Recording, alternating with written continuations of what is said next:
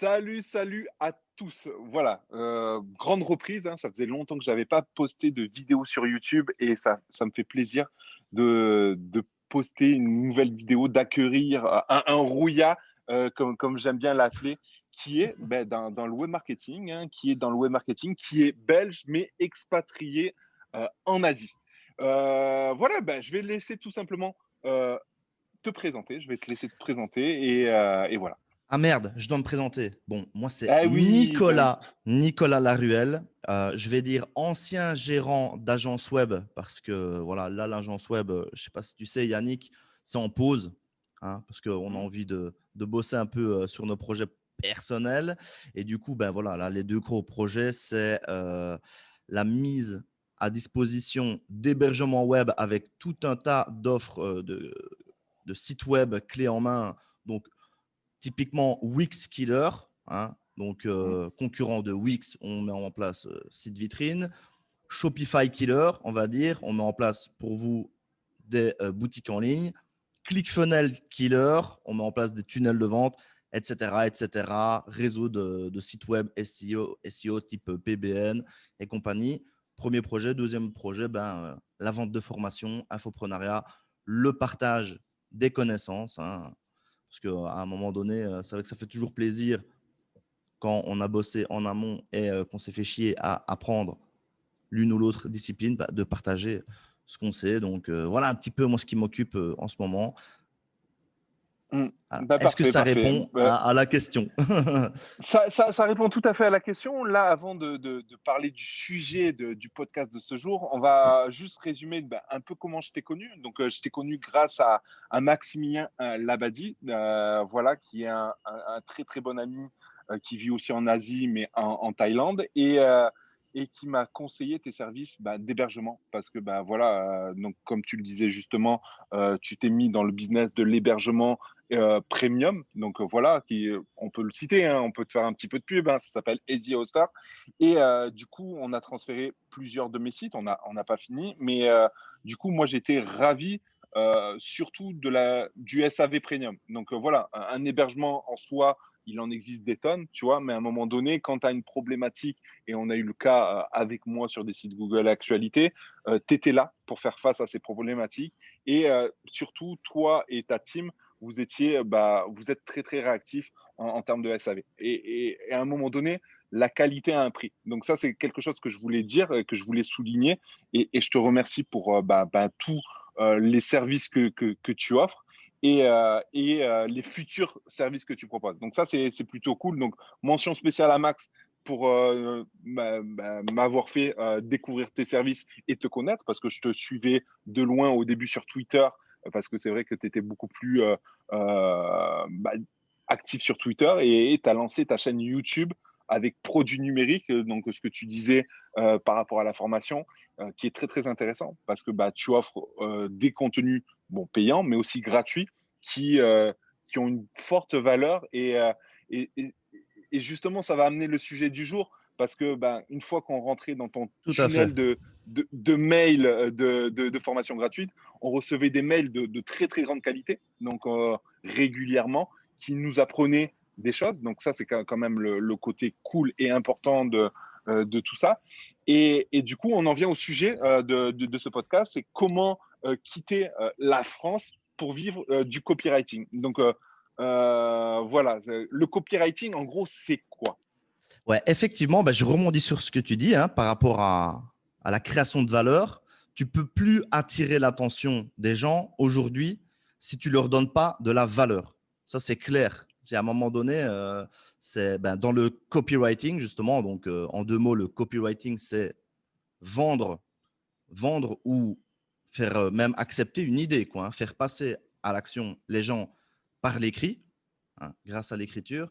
Et quoi de mieux pour attirer l'attention de quelqu'un que de lui donner, par exemple, de l'information utile qui va lui permettre d'améliorer quelque chose, régler un problème. Donc, ça, c'est clair. Hein, parce que tu dis que via la chaîne YouTube, on donne de la valeur, via les mails aussi, avec une sorte de formation continue où chaque mail, à un moment donné, c'est tellement difficile maintenant de faire cliquer les gens sur ces emails. Tu peux plus maintenant envoyer un mail entre guillemets publicitaire sans apporter quelque chose au lecteur, parce que sinon derrière c'est mort, il va plus les ouvrir les mails. Il faut que la personne elle sache, voilà, quand j'ouvre un mail de Yannick, je vais ressortir grandi d'une manière ou d'une autre, quoi. Exactement. Mais moi, ça me fait penser à quelqu'un que j'accompagne en dropshipping actuellement pour booster son activité. Et cette personne a 45 000 clients, donc 45 000 mails, tu vois. Et quand j'ai regardé sur Mailchimp, bah, un peu l'état de son taux d'ouverture de clics, etc., c'était catastrophique. Catastrophique, alors qu'il est dans une thématique où les gens devraient cliquer, devraient lire, etc. Et quand j'ai regardé en détail, tous ces mails, c'était, on proposait une réduction sur un produit. Tu vois, ils racontaient pas une histoire. Le copywriting, pour moi, c'est s'attacher avec ton audience pour que, bah, voilà, pour qu'ils deviennent fidèles. Et une fois qu'il devient fidèle, bah, quand tu lui proposes une offre, bah, forcément, s'il est intéressé, il va la prendre parce qu'il est en confiance. Encore une fois, c'est toute une histoire de confiance. Et ça, c'est propre au copywriting de l'email marketing. Parce que ce qui est vrai, c'est que les gens, ils se disent souvent, bah, le copywriting, c'est attaché à une page de vente. Tu sais, bah, c'est ce que tu entends sur YouTube, etc. Et pas du tout. On n'est pas obligé de faire uniquement une page de vente. Est-ce que tu peux nous dire quelle est l'utilité du copywriting, par exemple, dans l'e-commerce ou autre? Ben, même ne fût-ce que pour écrire une fiche produit e-commerce, voilà, pourquoi se passer du copywriting? On peut essayer d'être impactant directement dans le début d'une fiche produit e-commerce et pas se contenter d'être descriptif. Donc, fiche produit e-commerce, on en a parlé, emailing, newsletter, Mm. voilà, où typiquement maintenant on va parler de mail privé parce qu'il faut vraiment vendre le fait d'ouvrir les emails. Maintenant, quand on fait s'inscrire des gens à une newsletter, il faut leur dire, voilà, ce que vous allez trouver dans les emails, c'est de la valeur, parce que sinon, voilà, ça part dans l'onglet promotion sur Gmail, c'est de la pub, c'est une newsletter, ah, bah, personne va ouvrir. Alors, copywriting aussi pour l'écriture de scripts de vidéos. Et on en parlait l'autre jour Exactement. avec Max. Pourquoi pas aussi quand tu es freelance, copyrighter ta description sur les places de marché type Upwork, Malte, 5euros.com. Voilà, tu peux à un moment donné, donc première règle, hein, pour donner un petit peu de valeur, première règle du copywriting, dès le départ, faire une accroche qui fait une promesse, qui va promettre d'obtenir tel ou tel bénéfice. Donc à un moment donné, si tu as une fiche de freelance sur Upwork ou 5euros.com, voilà, dès le départ, promets une transformation à tes clients potentiels, aux gens qui vont lire ta fiche. Et Mm. pour rebondir aussi à quelque chose d'autre que tu disais, aussi dans le commerce, l'e-commerce, moi je t'ai entendu dire dans un précédent podcast que tu bossais beaucoup sur les thématiques de type passion, ou tu bossais aussi pour, ben voilà, toi t'es papa, tu as deux petites filles, tu connais bien la thématique aussi de la parentalité. Et voilà, je t'entendais dire dans un Complètement. podcast que dans l'emailing, dans les mails que tu faisais, tu ne te contentais pas de vendre, tu allais aussi effectivement raconter des histoires. Voilà, par exemple, ça va bientôt être Complètement. Halloween. Ça va bientôt être Halloween. Voilà, on sait que vous avez des enfants. Et si euh, avez-vous C'est pensé exactement ça. au déguisement que vous allez offrir à vos enfants pour cet événement exceptionnel, etc. Mais Donc c'est ça, c'est même prendre copywriting le émotion. prénom de l'enfant. Et complètement. C'est encore une fois, c'est créer une attache avec une personne pour que la personne, elle se dise pas, je suis une personne de plus dans sa base mail. Vraiment créer cette relation et ne serait-ce qu'en demandant le prénom de l'enfant. Et du coup, le prénom, il est tagué, tu vois, il est tagué dans ton autorépondeur, etc. Et du coup, quand tu crées tes mails, bah, tu les personnalises au maximum pour qu'il y ait une meilleure conversion. Les- Et là, tu as dit quelque chose, tu rebondis sur Halloween et c'est très, très intéressant parce que ce week-end, j'ai fait un shooting photo chez moi à Marrakech où un ami est dans le business des paniers marocains faits main, etc. Et du coup, on était en train de faire le shooting photo de la collection pour Halloween, tu vois. Et les pages de contenu, de copywriting, ça peut être propre à un avatar de personne, tu vois. Par exemple, dans la thématique du panier, tu peux avoir les femmes bourgeoises, les femmes bobos parisiennes, etc., qui peuvent être intéressées, comme tu peux pour le panier, par exemple, de linge de maison, convertir, par exemple, la maman à la maison ou le panier pour ranger les jouets. Tu vois, il y a, le contenu va être spécifique par rapport à un avatar Hein, de personne. les Ça, gens c'est important. savent que Et par c'est… rapport aussi à une saison, tu vois, Halloween, Noël, etc., quoi, tu vois. Ouais, c'est ça, quoi. Et les gens savent que c'est des emails automatiques. Mais les gens, déjà, ils aiment acheter, ils aiment faire du shopping. Et ils ont beau savoir que c'est des mails automatiques, ça fait quand même plaisir à un moment donné. En fait, le cerveau réagit comme ça. On se dit, on utilise le prénom de l'enfant, hein. Est-ce que le petit Théo a son déguisement pour Halloween? Je reprends ton super exemple Mm. que j'ai entendu dans un précédent podcast. Et le cerveau l'interprète comme ça. On a pensé à moi, on m'envoie une petite attention. On me rappelle en plus que effectivement, voilà, j'ai pas pensé à prendre un déguisement pour Halloween. Bon, mes enfants, voilà, c'est une fête pour les enfants. On va voir. Et puis, on se rend compte, on peut avoir un petit déguisement livré en 24 heures qui coûte pas très cher. Et voilà. Balancer des codes promo voilà, dans des emails sans âme. C'est même plus ouvert, c'est même plus ouvert, c'est même plus, tu vois, les gens, ils font même plus attention et surtout, ils associent ton nom ou ta marque à justement du spam et du coup, inconsciemment, ils ouvrent même plus. Moi, c'est ce que je fais dans mes bases mails, tu vois. Tu Donc peux voilà. plus te passer Pour en revenir, d'émotion. Voilà, c'est ça, copywriting, complètement. émotion. Complètement, complètement. Et du coup, pour en revenir au copywriting et le fait de quitter la France ou un autre pays, hein, Ouais, peu ouais, importe, ouais.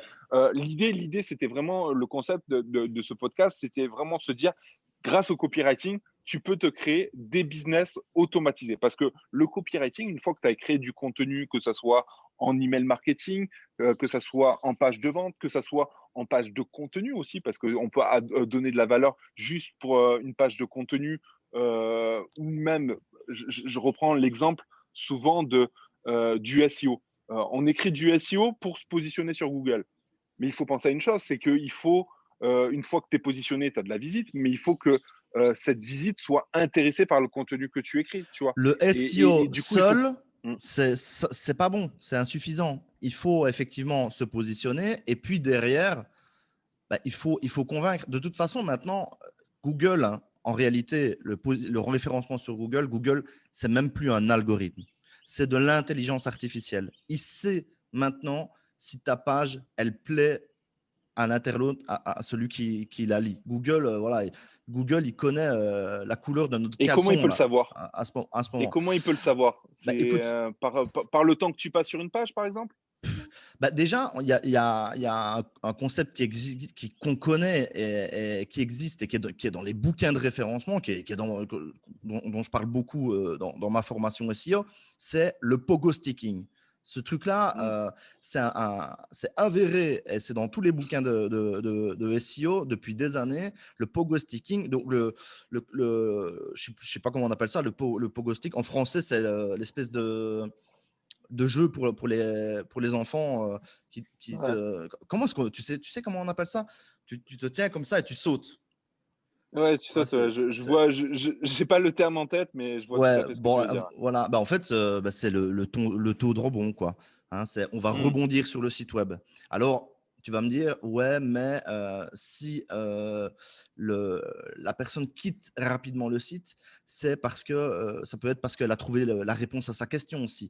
Mais voilà, Google, quand tu vois les algorithmes qu'il y a, ne fût-ce que sur Facebook, pour te faire remonter un post plutôt qu'un autre, voilà, ce serait complètement illusoire de se dire que Google, il ne sait pas si la page web que tu as créée, elle a de la valeur. Et en plus, on peut tout à fait des pages de vente vraiment copyrightées qui font le focus sur des punchlines persuasives, impactantes, on peut très bien les optimiser pour le SEO. Tu peux très bien avoir une balise H1, une balise H2 et placer ça avec tes expressions clés et les rendre un peu discrètes dans un coin avec du CSS. Google, tout ce qu'il interdit de faire, c'est de Ou même masquer. du cloaking. Ah, mais... Moi, je ne vais pas prôner le cloaking parce que moi, je suis Oui, un bien pur sûr. white hat. Moi, je suis un pur white Ouais, hat. ouais. Voilà, moi, c'est je suis beaucoup trop blanc. Je suis beaucoup trop blanc. Oui. Mais voilà, rien D'ailleurs, tu es n'empêche. en Asie, t'es pas bronzé, hein. Bah non, parce que c'est la mode locale, en fait, de se protéger du Ah, soleil. Parce que, voilà, tu sais bien d'accord. ici, les Asiatiques, ils veulent tous être blancs. Moi, Ah oui. je trouve ça terrible, les expats qu'il y a ici qui sont bruns caca. Ouais. Tu te fais bronzer, toi? Tu fais un peu Bah non, mais bronzette? après, moi, tu vois, je suis un Méditerranéen, donc je bronze vite. Bah ouais, c'est ça. Voilà, tu vois, moi, je suis au Maroc et on me prend limite pour un Marocain, tu vois. Donc, on me parle en arabe, tout ça, et je fais genre, je comprends, tu vois. Pour pas... Moi, ça me rappelle une anecdote. Quand on a vécu au Maroc et que ma femme, elle était enceinte, on est allé acheter un lit à Casa, tu vois, un lit pour bébé et tout ça. Et le gars, il commence à me parler en arabe, tu vois. Et du coup, je lui dis, s'il te plaît, est-ce que tu peux parler en français pour ma femme, tu vois, parce que moi je comprends, Ouais, tu ouais, vois, ouais, mais ma forcément. femme, elle est en galère, tu vois, est-ce que tu peux, tu vois, et du coup, c'est vrai elle me chambre pas mal hein, encore là-dessus. Ouais. Donc, pour en revenir à ce que tu disais, bah, vas-y, je te laisse terminer. Bah voilà, franchement, il y a rien de, il y a rien. C'est ce qui se positionne le mieux, c'est les grosses pages de vente en vrai. Hein. Si tu sais y mettre, comme on le disait tout à l'heure, de l'émotion, si tu donnes de la valeur, si tu arrives à garder l'internaute sur ta page, déjà tu vas faire exploser tes stats au niveau du temps moyen de visite sur tes pages. Hein, on appelle ça ces pages-là, on appelle ça du long form content. C'est vraiment, Mm. tu lis la première punchline de la page de vente et en fait, elle te donne envie de lire la suite et ainsi de suite. Et Ah, tu je vois gardes tout à fait. l'internaute comme ça. Et sincèrement, ça se positionne de ouf. Mm, mm, mm, mm, mm. Et tiens, tu parlais de pages de vente. Pour toi, le copywriting, c'est seulement pour des pages de vente? Bah non, hein, comme on le disait tout à l'heure, effectivement, Bon, voilà, il y a tu ne peux l'email pas envoyer marketing. une newsletter, tu peux pas envoyer une newsletter sans la copyrighter, quoi. Donc, Oui, mais ça peut être une page de contenu, par exemple, pour une action autre que de vendre derrière, tu vois. ouais, capture d'email, ou même, par Ouais. exemple, voilà, moi j'ai une étude de cas là, dans ma formation en copywriting, c'est la campagne de Barack Obama. Et en fait, Mm.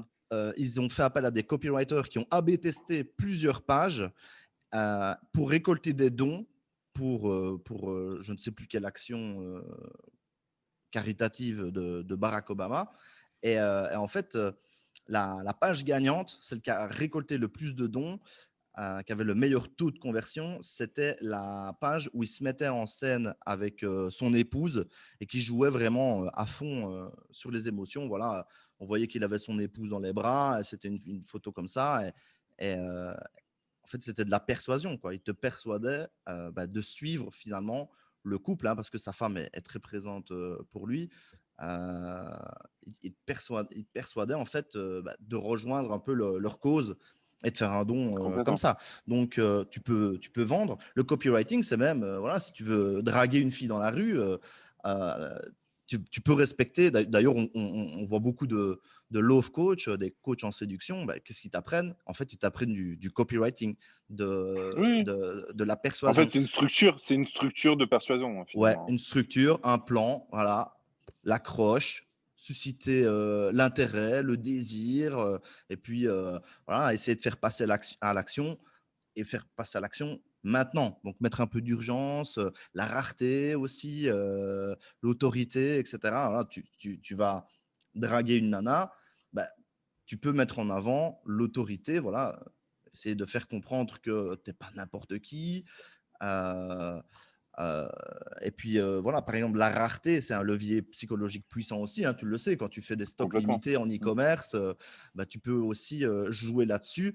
Nous, on a fait ça beaucoup avec nos clients, avec notre agence web.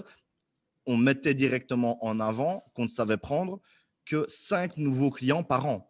Bah là, tu fais Oui, exploser ton taux de conversion, en fait, parce que les gens, ils se disent, ah bah ouais, tu crées l'urgence. ouais, tu crées l'urgence. Exact, donc Mm. ça, Euh, ça fonctionne pour tout.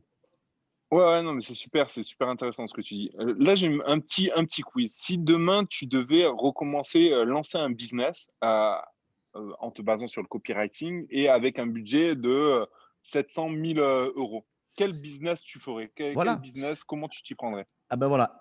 Avec l'objectif, donc on lance le business avec l'objectif de quitter la France, justement, pour revenir sur Exactement. le titre du podcast.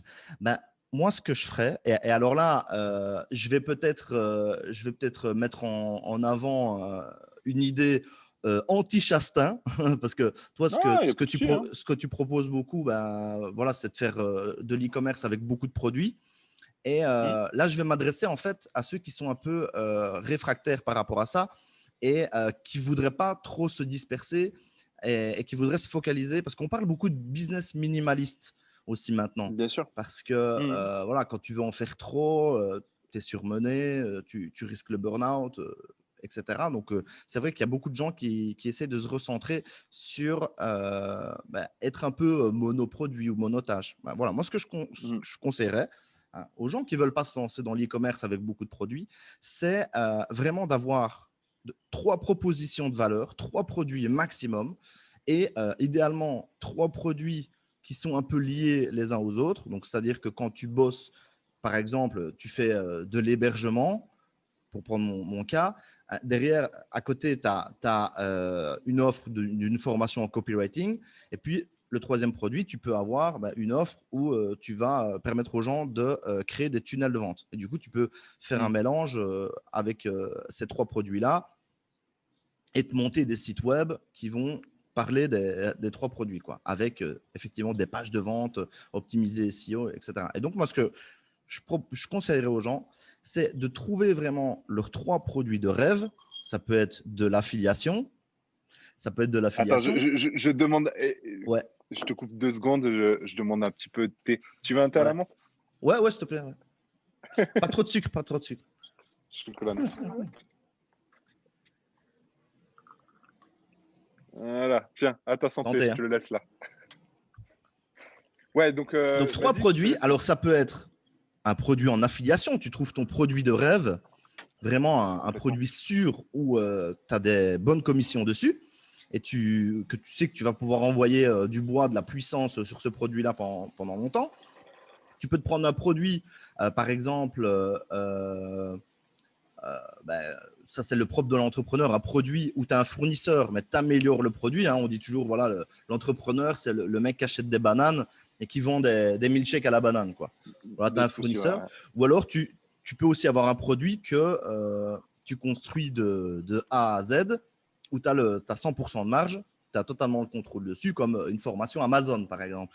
Et du coup, voilà, tu as Mm, ton mm. produit en affiliation, un produit où tu as un fournisseur, mais tu améliores le produit. Par exemple, nous, c'est ce qu'on fait avec l'hébergement web.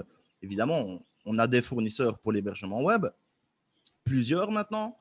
Et en fait, on apporte une valeur ajoutée, comme tu l'as dit, le support technique qui va au-delà de Complètement. celui de l'hébergeur classique. Et puis, je Mm. vends des formations. Donc, on imagine que voilà, tu choisis tes 3 produits gagnants, tes produits de cœur, et puis derrière, tu te montes un stack de pages de vente, un peu dans l'idée des sites de niche. Tu crées des réseaux de sites où tu vas pas faire du volume avec des pages moyennes sans réfléchir.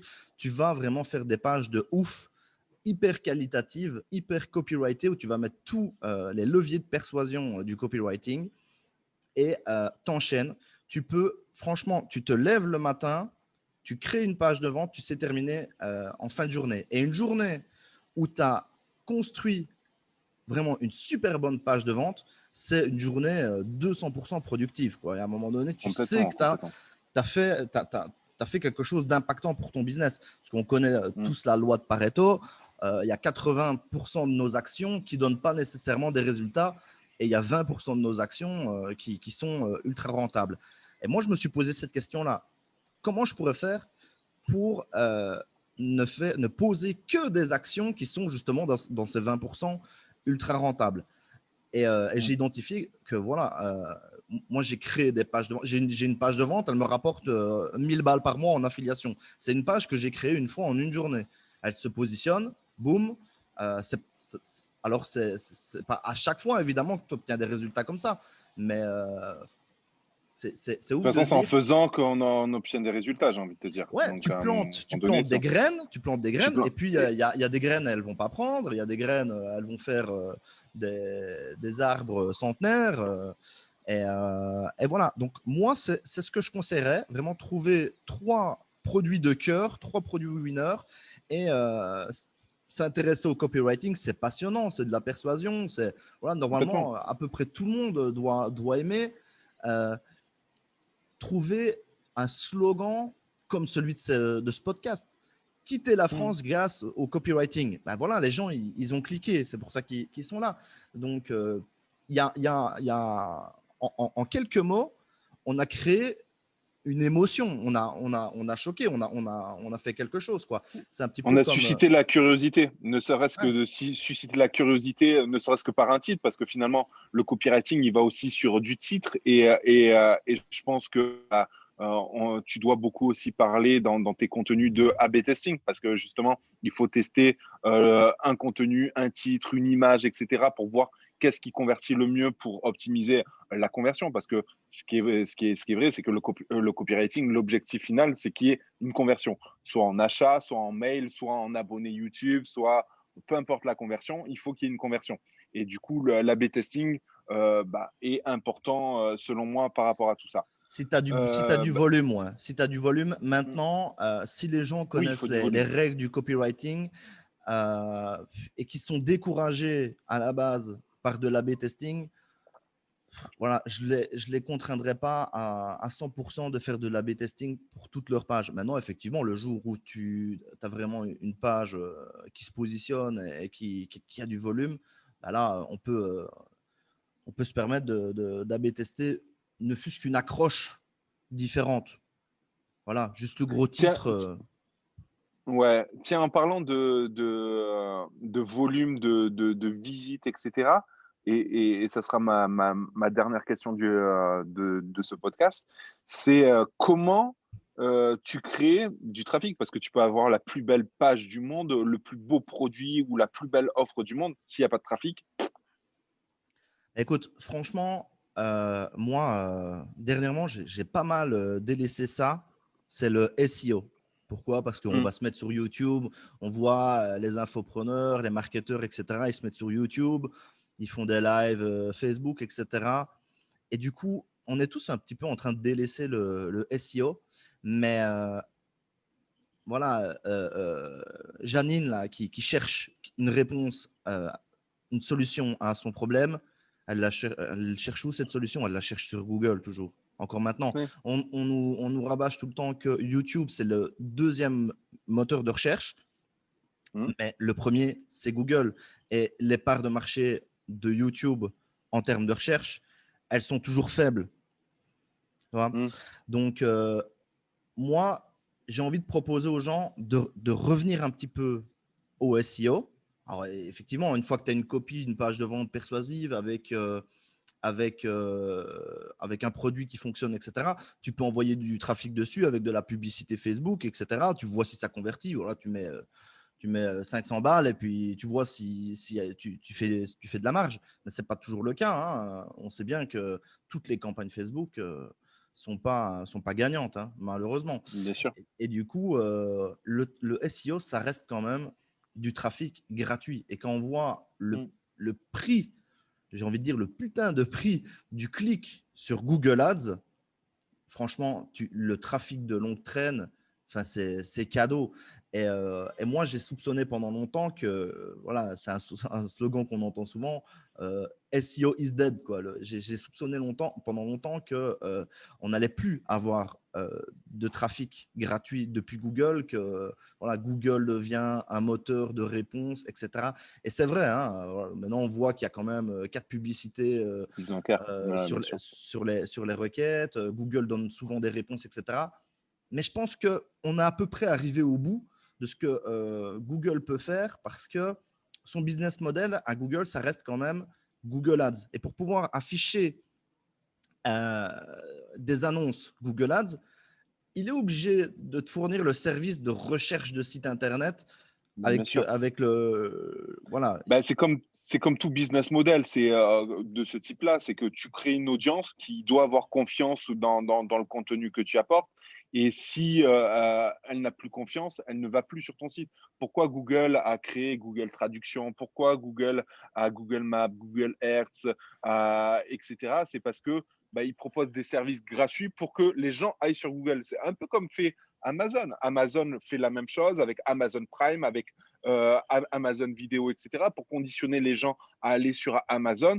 Et pour moi, Amazon est aussi un moteur de recherche, tu vois. Et l'idée, c'est vraiment ça, c'est que Google a besoin d'avoir tout le temps ce référencement naturel pour, pour la confiance déjà des sites web à créer du contenu et à s'indexer sur Google, tu vois, et surtout du visiteur. Parce que si du visiteur, il comprend que toutes les publicités, c'est que ceux qui ont de l'oseille pour se positionner, et il ira plus sur Google et peut-être qu'il ira même sur un autre moteur de recherche. Voilà, c'est tout simplement. Ouais. Alors, c'est clair que si tu as un produit que tu peux référencer sur Amazon, c'est clair, vas-y, mets-toi sur Amazon. Maintenant, le copywriting, ça s'adresse à plus de secteurs que le Après, le commerce en soi. copywriting, attention, désolé de te couper, le copywriting, attention, est très très important aussi sur Amazon parce que une fois que tu es sur la fiche produit, etc., il faut capter l'attention du futur acheteur pour qu'il convertisse en achat. Ouais. Des fois, sur Amazon, on a tendance à se dire c'est le moins cher qui l'emporte. Mais tu peux vendre un produit plus cher du moment que le copywriting est efficace. Donc ça, c'est Non, important. parce que franchement, le client, il ne veut pas nécessairement toujours acheter le moins cher. Ce qui fonctionne bien, hein, souvent, les best-sellers, c'est souvent l'offre intermédiaire. Donc, si tu peux, voilà, les gens, en fait, ils aiment bien d'avoir un bon rapport qualité-prix. Les gens n'aiment pas acheter trop cher, les gens n'aiment pas se faire avoir, mais les gens n'aiment pas non plus acheter de la merde. C'est la valeur perçue. On voit Exactement. par exemple des infopreneurs vendre des formations bon marché. Ben, en fait, euh, derrière, ce que le prospect il se dit, bah, si c'est pas cher, c'est que ça doit être, voilà, il ne doit pas y avoir beaucoup de valeur dedans. Et puis, voilà, pareil, le commerçant paraît cheap. Hein.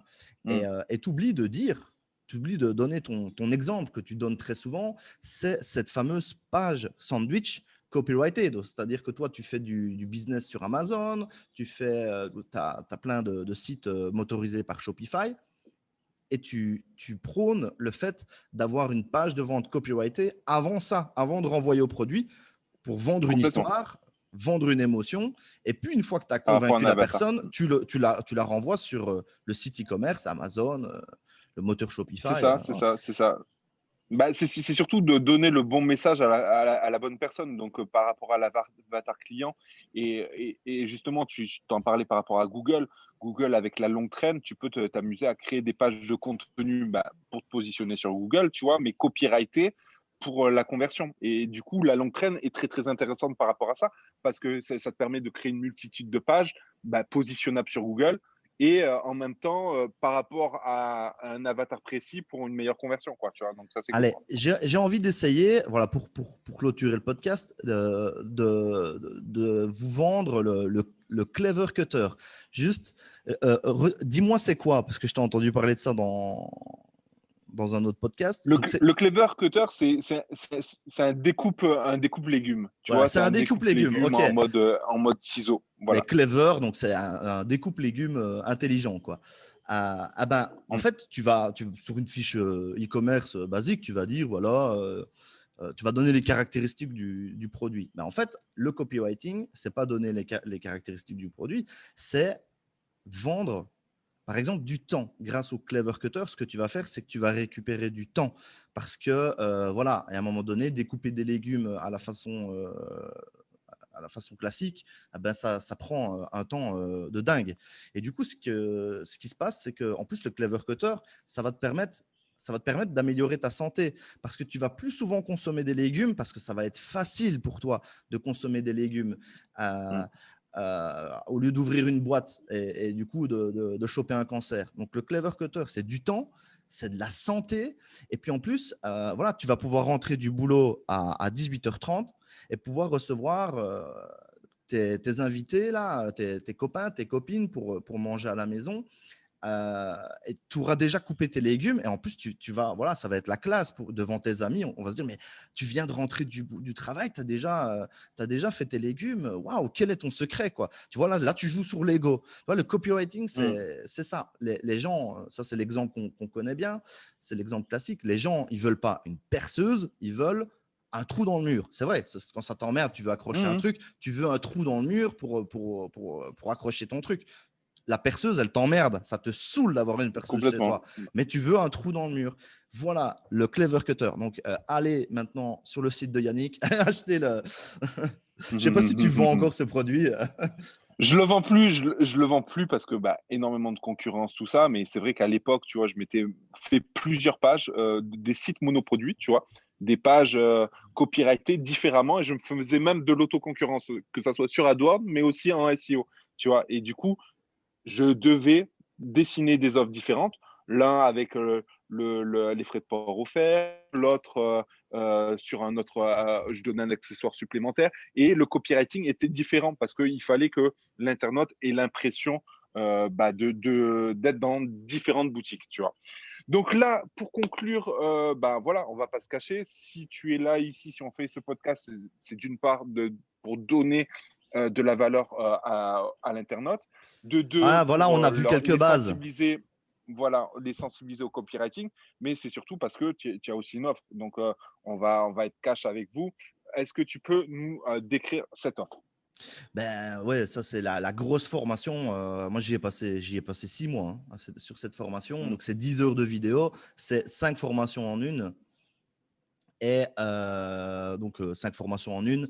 Tu as 50 minutes de plan d'action, comment se créer un job sur mesure grâce au copywriting. Donc, on a un petit peu révélé le secret là. C'est Mm. voilà, en fait, tu viens de le dire. Tu as beaucoup bossé sur ce produit, et puis maintenant il y a trop de concurrence.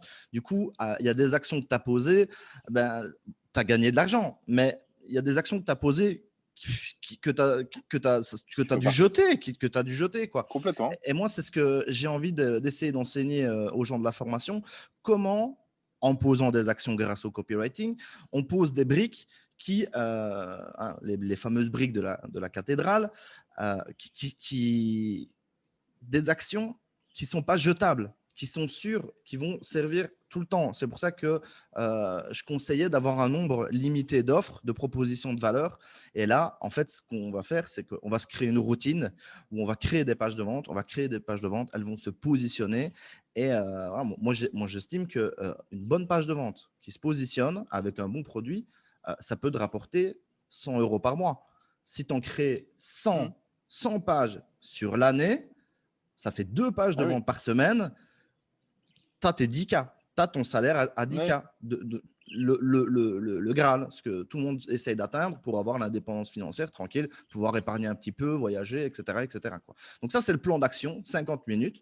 Et puis, tu as la formation copywriting pour les pages de vente. Il y a un plan vraiment qui suffit de remplir les trous pour créer des pages de vente ultra persuasive. J'appelle ce plan-là, je l'appelle le monstre. C'est énorme. Max, il a refait Mm. ses pages de vente pour ses 2 formations avec le monstre, avec ce plan. Il a doublé ses ventes et il a augmenté le tarif. Mm. Il a dit Ouais, tu vois, donc c'est parfait. fois 2 sur le taux de conversion. C'est vrai que les précédentes pages de vente, il y avait des améliorations à faire. Donc, allez voir sur webandSEO.fr les formations de Max et vous allez voir un peu ce qu'il a fait par rapport à ça. Donc, ça, c'est à peu près 2 heures de vidéo. Et puis, tu as 3 heures de formation marketing, storytelling, persuasion, oserais-je dire manipulation, où vraiment là, enfin voilà, les mecs après 3 heures, ils repartent, ils sont formés en marketing. Ils savent de quoi ils parlent. Quand ils parlent de marketing, ils ont les 24 leviers d'influence du marketing. Voilà, on a cité émotion, autorité, urgence. Voilà, il y a 24 leviers psychologiques comme ça. Donc ça, c'est 3 heures de vidéo. Tu as 3h30 de formation, construction de page avec le Divi Builder. Moi, j'utilise Divi, hein, le thème WordPress Divi, avec le constructeur de page Divi. Moi, voilà, donc, du moins, c'est mon truc. Tous les constructeurs de pages fonctionnent. Oui, Hein. bien sûr.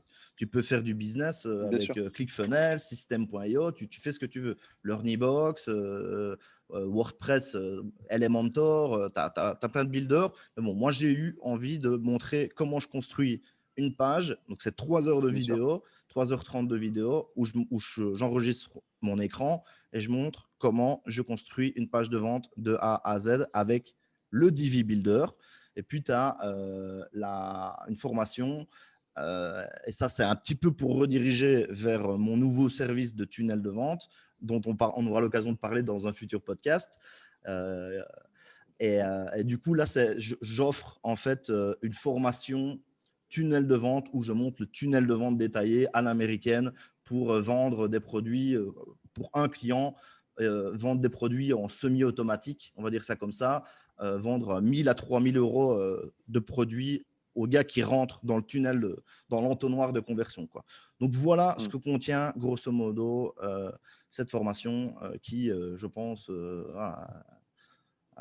Moi, je voudrais juste rajouter quelque chose d'important parce que j'ai eu l'occasion de regarder ta page de vente, etc. Et tu proposes plusieurs tarifs, dont un avec un service SAV Premium. Donc, ça, c'est quelque chose qui est d'une très, très grande valeur pour moi, dans le sens où quand tu es débutant et que tu as besoin d'avoir un retour sur du copywriting, sur une action spécifique et que tu as besoin d'avoir un marketeur, parce que tu es web marketeur, on va pas se le cacher, tu vois, et tu fais ça depuis très, très longtemps maintenant.